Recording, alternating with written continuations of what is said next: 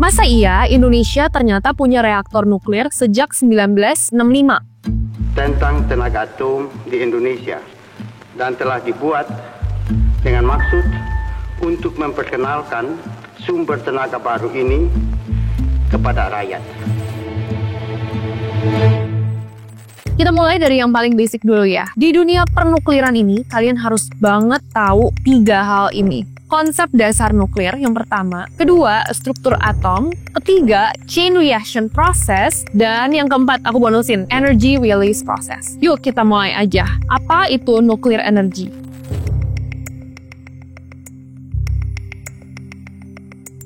Energi nuklir adalah energi yang dihasilkan dari reaksi yang terjadi di inti atom. Intinya sih ini soal bagaimana kita memanfaatkan kekuatan yang selama ini terkunci di bagian terdalam sebuah atom. Dan cara mendapatkan energi itu melalui proses yang disebut fisi nuklir atau nuclear fission. Lalu sebenarnya apa sih fisi nuklir itu? Jadi fisi nuklir adalah suatu proses membelah inti atom berat menjadi 2 yang tentunya lebih kecil. Misalnya, uranium-235 ditembak dengan neutron. Ketika neutron itu mengenai uranium, intinya akan pecah dan kemudian menghasilkan energi panas dalam jumlah yang sangat besar.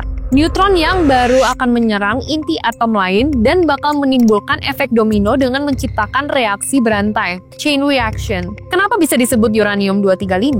Nah, pertama, inti atom jumlahnya itu 92. Nah, penambahannya 235 setelahnya itu menandakan dia adalah isotop yang memiliki unsur yang sama tetapi jumlah neutronnya berbeda. Dan uranium memiliki beberapa isotop, salah satunya uranium-235. Dan uranium-238 yaitu 92 proton dan 146 neutron. Simpelnya, bayangin aja ada satu butir uranium kecil yang ukurannya bahkan lebih kecil dari biji kacang dan semungil itu, tetapi bisa menghasilkan energi setara 1 ton batu bara. Ngomong-ngomong atom, tahu kan seberapa kecil atom itu? Bayangin aja dulu kamu pernah potong sebutir pasir jadi 1 miliar bagian. Mungkin nggak ya? Dan yang perlu kalian pahami bahwa atom itu terdiri juga dari 3 komponen utama. Pertama proton, positif, neutron, netral, dan elektron negatif, di mana proton selalu bermuatan listrik positif dan jumlah proton dalam inti atom itu menentukan jenis unsur kimia. Nyambung dari pembahasan sebelumnya tentang reaksi berantai dengan efek domino, kenapa bisa disebut efek domino? Atau yang kita tahu, chain reaction. Karena anggap aja ketika kamu menyusun kartu domino satu persatu, ketika kamu dorong satu kartu domino, otomatis dia akan bersentuhan dan menjatuhkan kartu domino berikutnya. Begitu saja terus-menerus. Nah, di reaksi nuklir ini, setiap fisi menciptakan neutron yang menyerang uranium lain dan akan memicu reaksi fisi berikutnya dan begitu seterusnya. Dan ada juga yang disebut dengan energy release process. Gimana caranya energi nuklir itu begitu dahsyat? Jawabannya ada di hukum Einstein, E = mc². Ketika inti atom terbelah dan ada sedikit massa yang hilang, massa ini bisa berubah jadi energi dalam jumlah besar. Dengan kata lain, sedikit massa bisa menghasilkan energi yang cukup untuk menyalakan kotak kecil selama berhari-hari. Pertama, pressurized water reactor. PWR adalah tipe reaktor paling umum di dunia. Digunakan di lebih dari 300 pembangkit listrik nuklir. Dan sistemnya juga cukup sederhana. Ada air di dalam reaktor dipanaskan oleh reaksi nuklir. Air panas ini tetap dalam tekanan tinggi sehingga tidak berubah menjadi uap. Panas dari air ini ditransfer ke air kedua di dalam sistem yang terpisah untuk menghasilkan uap yang akhirnya memutar turbin. Nah, yang kedua, ada juga tipe BWR atau Boiling Water Reactor. BWR ini sedikit berbeda. Di sini, air di dalam reaktor langsung berubah jadi uap yang digunakan untuk memutar turbin. Karena prosesnya juga lebih langsung, desainnya itu lebih sederhana dibandingkan dengan TWR. Tapi tetap ada tantangannya. Air di dalam reaktor bersentuhan langsung dengan bahan bakar nuklir. Jadi ya, ada resiko radiasi lebih tinggi kalau terjadi kebocoran. Yuk kita bedah alasan-alasan pro energi nuklir yang bikin teknologi ini istimewa banget. Pertama-tama, coba lihat pembangkit listrik berbasis batu bara atau gas. Selain mengeluarkan listrik, mereka juga menyumbang emisi karbon yang bikin bumi ini makin panas. Berbeda dengan energi nuklir yang sama sekali tidak mengeluarkan karbon selama proses pembangkitan energinya.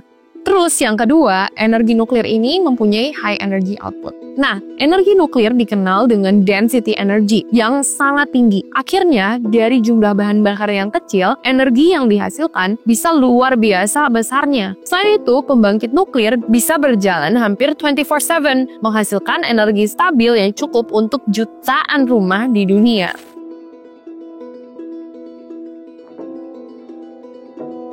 Dan uranium, bahan bakar utama energi nuklir, masih sangat melimpah di bumi. Menurut laporan World Nuclear Association, dengan teknologi saat ini, cadangan uranium yang diketahui bisa mencukupi kebutuhan energi global selama lebih dari 100 tahun. Apalagi dengan perkembangan teknologi seperti fast breeders reactors, limbah nuklir yang sebelumnya dianggap masalah besar bisa diolah kembali menjadi bahan bakar baru.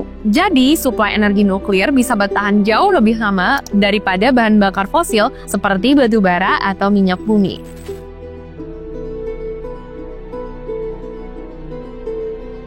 Jadi kalian masih ingat kan tragedi besar di dunia energi nuklir, Chernobyl atau Fukushima yang pasti bikin bulu kuduk itu merinding semua. Meski energi nuklir punya segudang keunggulan, ada sisi gelap yang nggak boleh diabaikan juga. Kali ini kita bakal bahas tantangan besar di balik energi nuklir dan resiko keamanan sampai tantangan politiknya.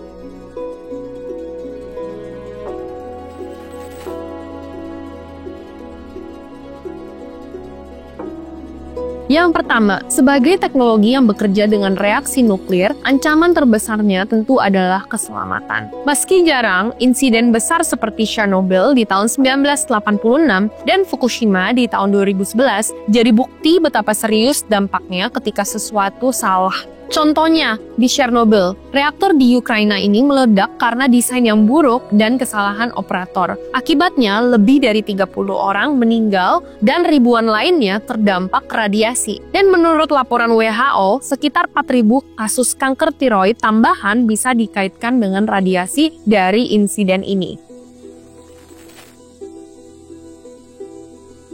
Nah, kalau listriknya aja bersih, kenapa limbahnya bisa jadi masalah? Nah, ini sebenarnya salah satu dilema besar juga di konsep energi nuklir ini. Limbah radioaktif dari reaktor nuklir bisa tetap berbahaya selama ribuan tahun, dan pengelolaannya membutuhkan teknologi serta tempat penyimpanan khusus yang super mahal sebenarnya. Bahkan limbah nuklir dunia mencapai lebih dari 400.000 ton. Nah, sejauh ini sebenarnya Indonesia itu sudah melirik energi nuklir ini sebagai solusi energi masa depan. Karena proyek-proyek inovatif di seluruh dunia dan perubahan kebijakan menunjukkan bahwa energi nuklir ini masih relevan dan punya masa depan yang cerah. Kalau kalian punya pendapat sendiri tentang energi nuklir dan aplikasinya di Indonesia, coba dong diskusi di kolom komentar di bawah ini karena aku pengen tahu pendapat kalian semua. Kalau kalian suka video seperti ini, jangan lupa untuk subscribe ke channel aku, and see you on the next video.